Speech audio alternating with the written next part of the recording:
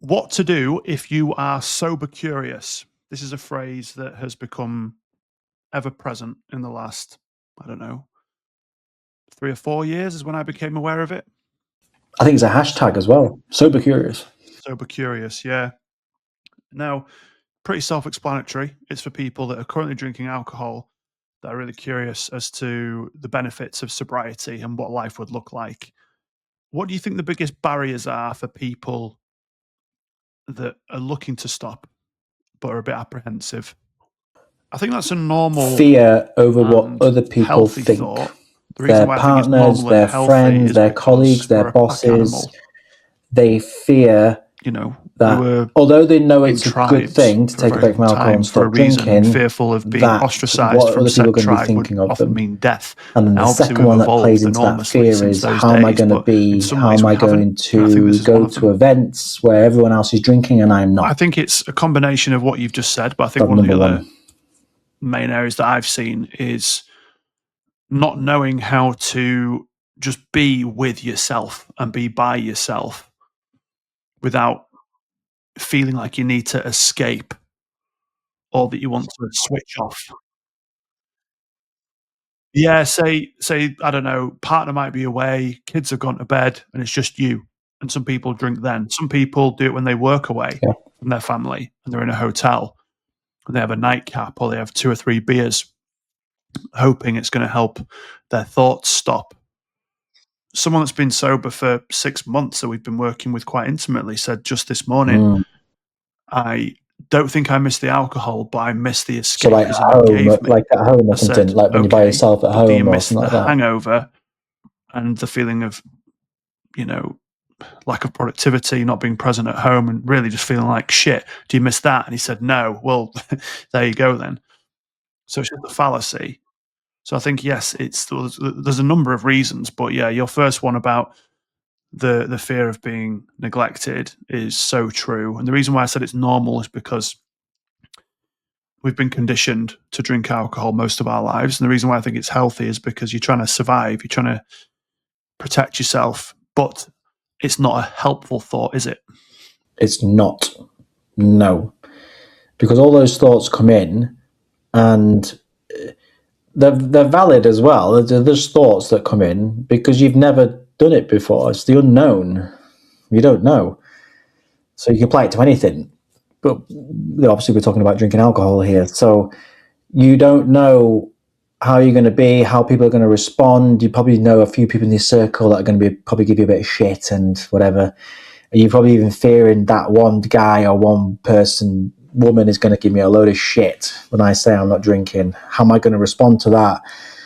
How am I going to feel the pressures to pick up the drink, even though I know it's not serving me and I'm much better without it? Because part of what comes with this is an identity shift, which if you're sober curious now, you won't be even thinking this, but your identity will shift. You'll no longer associate yourself as being a drinker, as being someone who drinks alcohol. So with that, there's a huge shift in your identity. And yeah, that's the fear. I think that's another fear is, who am I going to become without the alcohol? How am I going to link into what you said? How are you going to be? You have to learn more strategies, learn more tools, practice reps over and over again to be able to be, like you just said, in stressful situations and in your hotel room at night or whatever, or wherever you are, with you by yourself. But then also when you're out and speaking to people, whether that's friends, colleagues, clients, and when they say, hey, can I get you a drink?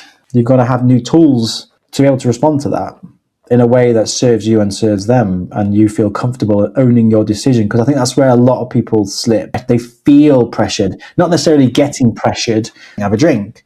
They feel it, but the feeling is how they're perceiving the other person, their thoughts. So again, worrying about what they think. If they gave them the eyes, I had all that when I went alcohol, the rolling eyes, and I felt that I could feel the pressure. Like, I was like, no, I'm sticking to my ground here, and I know I'm doing the right thing. It's not about you anyway. It's got fuck all to do with you. It's about me. So I'm not going to take drugs and drink alcohol just to please you. But that was my mindset towards it. But I remember in those early days, I was everything that we're discussing. I was searching it, I was googling it, how to do it, how to stand there, how to go out and how to have fun without alcohol. How can I go and dance and without the drink? To have any confidence in anything, you need evidence. Evidence, yeah. So if you've never played the piano before, you've got no evidence that you can play the piano. So therefore, you'll have no confidence that you can play the piano. Whereas if you think of any sport that you've done over and over again, over time, you'll develop more confidence in that area.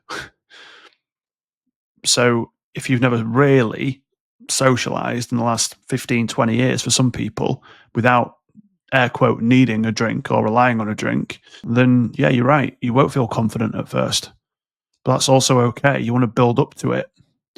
So if you are sober curious, we'd always advocate that you take a 30 to 60 day break.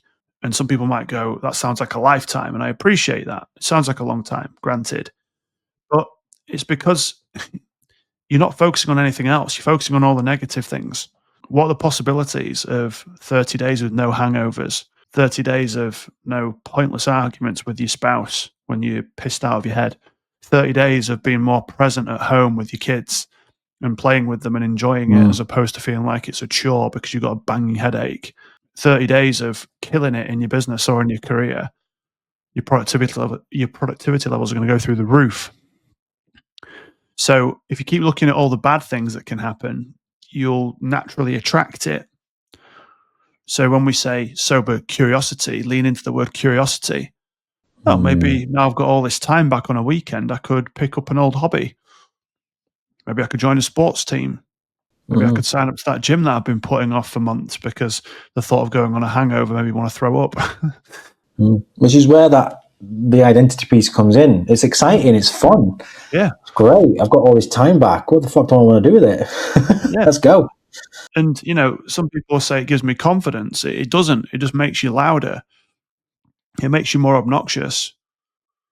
So I don't associate confidence to that at all. Like I've said before, it tricks your mind into thinking something that it's not. And your fine motor skills go to shit when you drink. You start to slur your words. Your volume increases. And, some people will say, well, I don't want to stop drinking because I'll become really boring. Well, again, what does boring mean? Well, I won't be dancing around. I won't be having fun. I dance and I have fun. You know, it's a story telling yourself to stay with the convenience of avoiding change. And it's the familiar pain. It's not a good pain. It's a familiar one. People tell me all the time that they're just in their comfort zone. Well, nothing about this is fucking comfortable at all, is it? And they say, no. Well, there you go. Then it's a familiar feeling. It's very different. So what would you say to someone if you were to sum it up in, I don't like doing 3 tips but 3 areas to focus on if you were to look to take action and lean into this level of sober curiosity right now? What would you say to people?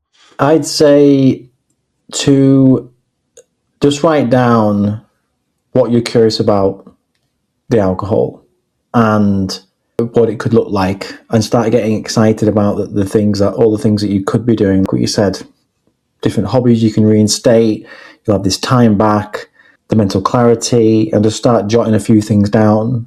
Because when you're up here, you're not going to get much clarity. You can get clarity by taking the action, obviously, but also writing things down. I'd also, as well, have a plan. So if we hear this all the time, don't we? When new clients come in and go, oh yeah, I'm going to start the no drinking thing, but not after this weekend because I've got a night out coming up, or it's someone's birthday or something. No, use that that's an opportunity. But have your story ready, because people aren't expecting your change. If you're normally meeting up with your friends, they're expecting that you're going to do the norm and drink. So you need to have a clear story ready as to why you're not drinking, and own all of that story as well. And then the other one I do is to start taking action on that curiosity piece, because you are going to get time back. Sunday, you're not going to be hungover. You can start doing stuff. So start taking action and get excited about it. That's what I do. Would you add anything else to that? Just go for it. Because it sounds really simplistic, but the pain that unmade decisions cause, just fucking horrendous. Because you're second guessing yourself. Shouldn't I? But what if? Then this happens. Then I'll do. Well, you don't know yet. It's an unmade decision. So you don't have to have it all figured out yet. So many people get stuck in the how, and that's really overwhelming. Focus on the why. What is it I want to do? I want to go alcohol free. Why? Because it's making me less present at home. It's impacting my health. My performance at work isn't as good. My boss is telling me that if I don't stop underperforming, then they're going to have to reconsider my position, whatever. So that's your why. And then whenever you get tempted to go back to it, revisit the why and make the whys really painful. I'm sick of my children not wanting to spend time with me because I'm a hungover mess. I'm sick of not having intimacy with my partner because when I go out, I make a complete tit of myself. Whatever. But decide. The how can come later. But on the what, want to stop, why, all the reasons, and then you're good to go.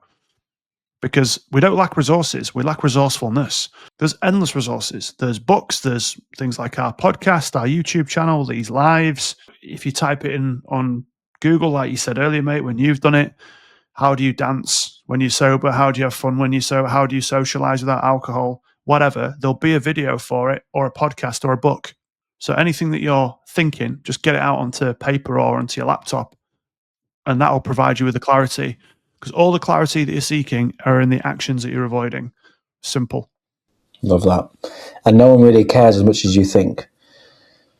It's just a liquid in as well. Shit to deal with. They've got their own stuff going on, yeah. Yeah, you can very much. I remember when I went alcohol free, I thought the whole world was looking at me. No one cares. No one cares. It's because you're so familiar with it. It's in your everyday behaviors. It's in your everyday language. Your friends say they want to have a drink. Your colleagues are saying it. You hear it on the radio. Alcohol. There's a drink for this, a drink for that. Oh, we'll have a drink tonight. Oh, I can't wait to have a drink. It's everywhere. And now you're curious about going in the other direction. And that's why all these thoughts come in, and you think the whole world's not against you, but they're looking at you. But no one cares, honestly. No one cares. 100%. And, when you do get to a stage of socializing without it and you have an alcohol-free alternative, it looks the same as theirs and it tastes the same as theirs, but you get to drive home. You don't spend half as much money. You're not buying shots or, sinking 10. But how mental is that? We used to drink like 8 to 10 pints, 4 to 5 litres. Wow. And this water bottle here is like 2 litres. More than double that. Fucking hell. Anyway, so yeah, it's the best thing you'll ever do. It's taking a break. I think I commented on someone's post on here the other day, and I explained just all that. I go out, I meet my friends and have fun, and I have a beer still. Just mine's not got a drug in it, and I leave at a decent time. I get home, I have a great night's sleep, unless my kids have got me up. Then the next day, I'm clear-headed, have no guilt or shame from the alcohol. I've spent, whatever, not much, because I've just bought a couple of alcohol-free beers. I've eaten well. I've got up that morning. I've exercised. I'm on it. And I put I wrote at the end of his comment, I put, I win every time. I don't mean about the other people. I don't give a shit about anyone else who drinks, whatever. It's your choice. I win against the previous version of me every time when I stay alcohol-free. Reminds me of that scene from Friends. I win. I win. I never got to win. Right. I lose if I drink. Yeah. If I ever pick up that drink again, I'll lose. I lose. So on that weird note, let's end there. Thanks for listening, and we'll see you next time. See you next time.